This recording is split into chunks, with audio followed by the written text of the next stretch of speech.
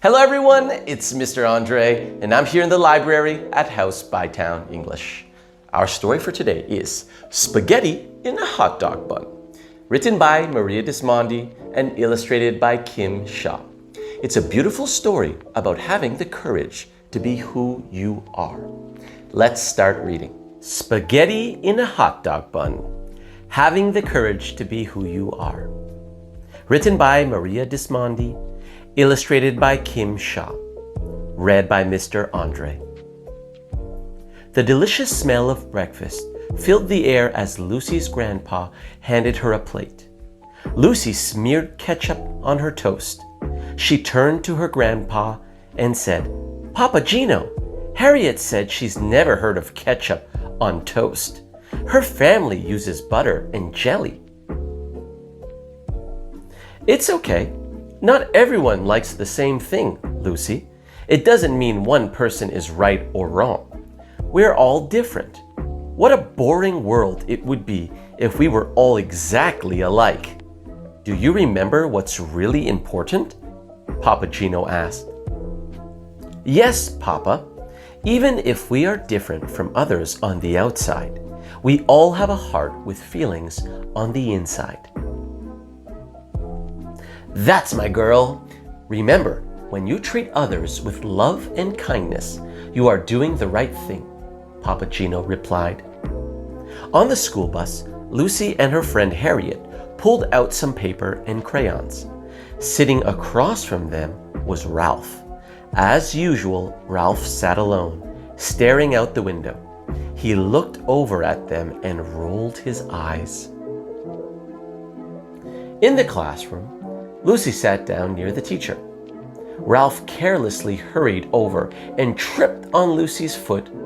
Before long, he was glaring at her. Ralph whispered, "Woof! I can't see the book with this poodle in front of me." Lucy could hear him giggling behind her. "Oh no! Why did it have to be me?" she wondered. During lunch, Harriet shouted one of her silly jokes over the other children's voices. As the girls ate, their bellies shook with laughter. Across the table, Ralph hollered, "Yuck! That's the disgusting smell!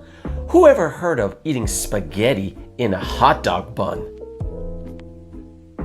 Tony and the other children at the table turned away from Ralph, shaking their heads.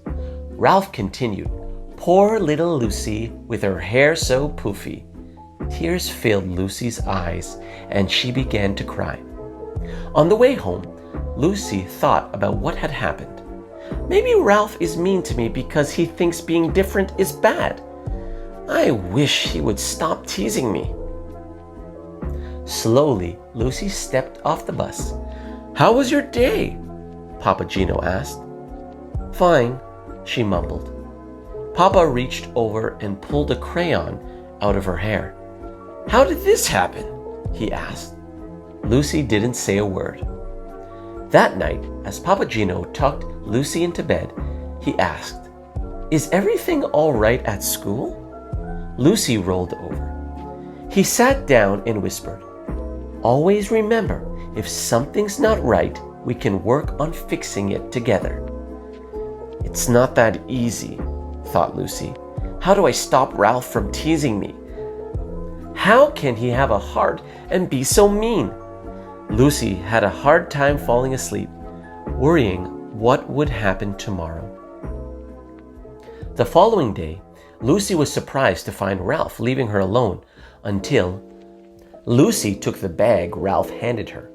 Inside were dog bones with a note that read, "Lucy, Lucy, eat stinky food that puts us in a big, bad mood. Lucy, Lucy, hair shaped like a cone. Here's a treat for you, a yummy dog bone." The beating of Lucy's heart was so loud she knew everyone around her could hear it. "Stop! It hurts my feelings when you do this, Ralph," Lucy said. "Please stop!" Ralph turned and walked away. It was recess time and Lucy played alone. She didn't want to tell her teacher about Ralph. She was afraid of being a tattletale. Lucy wished Papa Gino was there to help. What should I do? She asked herself over and over. The bell rang as recess ended. Help! Cried a child off in the distance. Tony yelled, Ralph got himself stuck at the top of the monkey bars. It's the funniest thing I've ever seen. This is my chance. I'll go tell Ralph how mean he really is. M-E-A-N, mean. Lucy stomped off toward the monkey bars. When she reached Ralph, Lucy paused. She looked him in the eye and said, What you did was so mean. Standing before Ralph, Lucy could hear her papa's words. Ralph did have a heart with feelings. In that moment, Lucy decided what she would do. She saw tears in Ralph's eyes. He hesitated to move and whispered, I'm scared. Lucy reached out and said, Here, take my hand, and she helped him down.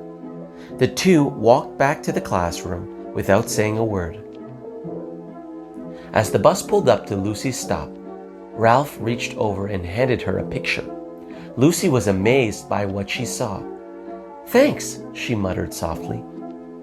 After she got off the bus, Lucy smiled and said, Papa, there's this boy, Ralph, who was really mean to me. Today he was in trouble and I helped him. Papa Gino hugged Lucy and replied, That took a lot of courage. It wasn't the easiest thing to do.